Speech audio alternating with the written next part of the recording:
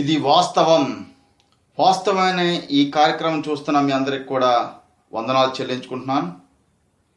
ఈ రోజున సోషల్ మీడియాలో చూస్తే పేరు కోసం, పరపతి కోసం, ధనం కోసం ఈ రోజున చాలామంది మోసగాలు అనేక మందిని మోసం చేస్తూ ఉన్నారు. అదే కాకుండా బైబిల్ని తప్పుపడుతూ బైబిల్లో లేని విషయాలు ఉన్నట్లుగా తప్పుడు బోధను బోధిస్తున్నారు. కనుకనే ఈ తప్పుడు బోధన ఖండించి వాస్తవంగా ప్రకటించాలనేదే నా ఆశ. ఎవరిని అవమానపరచాలని కానీ, కించపరచాలని కానీ, ఎవరిని విమర్శించాలని కాదు. కానీ ముఖ్య ఉద్దేశం బైబిల్ ఏమైతే చెప్పిందో వాస్తవంగా అదే చెప్పాలనేది నా ఆశ. పరిశుద్ధ గ్రంథమైన బైబిల్లో అపోస్తల కార్యం 8వ అధ్యాయం 9వ వచనం చూసినట్లయితే, దయచేసి మీ దగ్గర ఉన్న యొక్క పరిశుద్ధ గ్రంథాన్ని చూసి ప్రతి ఒక్కరు కూడా చదవండి. సీమోను అను ఒక మనుష్యుడు లోగడ ఆ పట్టణంలో గారడీ చేయుచు. పేరు సీమోను. అతడు ఏం చేసేవాడంటే సమరయ పట్టణం అంతా కూడా గారడీ చేసుకుని బ్రతికేవాడు. పేరు మాత్రం క్రైస్తవుడిదే. చెప్పేవన్నీ కూడా నీతి వాక్యాలే. ప్రతి ఒక్కరికి బోధించేవన్నీ కూడా నీతి వాక్యాలే. కానీ అతడు చేస్తున్న పని ఏంటంటే వృత్తి గారడీ. ఈ రోజున మనుషులు డబ్బుకి ఎంత నీచానికనే దిగజారచ్చు గారడీలు చేయడం మొదలుపెట్టారు. క్రీస్తును వెంబడించిన వారే, క్రీస్తును అంగీకరించిన వారే, క్రీస్తుతో సావాసం చేసిన వారే ఆ డబ్బుకి దాసోహం అయిపోయి గారడీలు చేయడం మొదలుపెట్టారు. అలాగే ఈ ఆది అపోస్తల కాలంలో కూడా ఈ సీమోను గారడీ వాడు ఏం చేస్తున్నాడంటే ఆ ప్రాంతం అంతా కూడా గారడీ చేయుచున్నాడు. తానెవడో యొక్క గొప్పవాడిని చెప్పుకొనుచు, నేను గొప్పవాడును, నాకు బైబిల్ తెలిసినట్లుగా ఎవరికి కూడా తెలియదు, బైబిల్లో వాక్య జ్ఞానం కానీ, బైబిల్లో ఎటువంటి మరమైనా కానీ నేను బోధించినట్లుగా మరి ఎవరు కూడా బోధించలేరు, నేను చెప్పిన విధంగా ఎవరు కూడా చెప్పలేరు. వీడిలో భక్తి గర్వం ఈ భయంకరంగా ఏలుబడి చేస్తాం అన్నది. సో అందుకే మాట్లాడుతున్నారు కదా స్పష్టంగా, తానెవడో యొక్క గొప్పవాడిని చెప్పుకొనుచు, నేను గొప్పవాడును అని ఆ సమరయ జనులను విభ్రాంతిపరచుచుండెను. ఎందుకు విభ్రాంతిపరచుచుండెనంటే లేనిది ఉన్నట్లుగా బోధించేవాడు.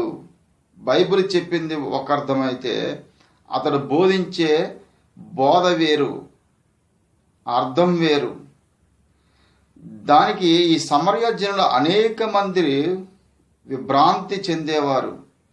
వాక్యం చూస్తే ఒకలాగా ఉండేది, ఇతను బోధించే బోధ మరొకలాగా ఉండదు. ఈ రోజున కూడా ఈ గారడీ సీమోన్ లాంటి వారు అనేక మంది క్రైస్తవులకి వ్యతిరేకంగా నిలబడుతూ గారడీలు చేస్తూ ఉన్నారు. గారడీలు చేస్తూ అనేక మందిని మోసం చేస్తూ ఉన్నారు.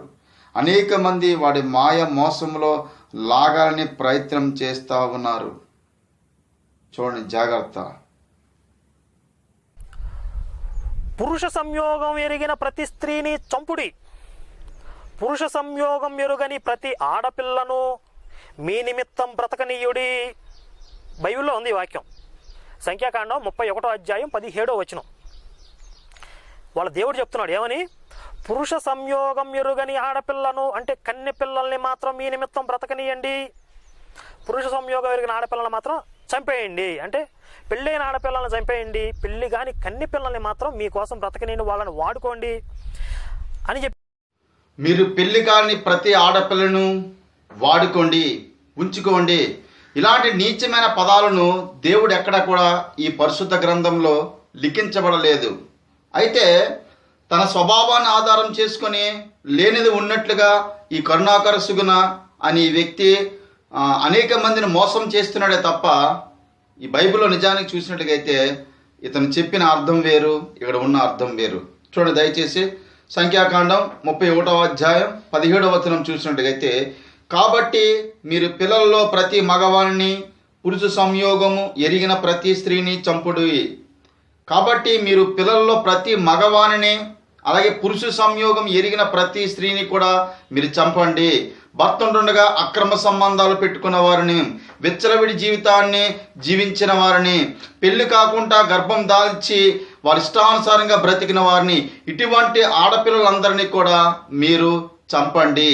అయితే కిందన ఇంకొక మాట ఉంది, పురుష సంయోగం ఎరుగని ప్రతి ఆడపిల్లను మీ నిమిత్తము బ్రతుకునీయుడి.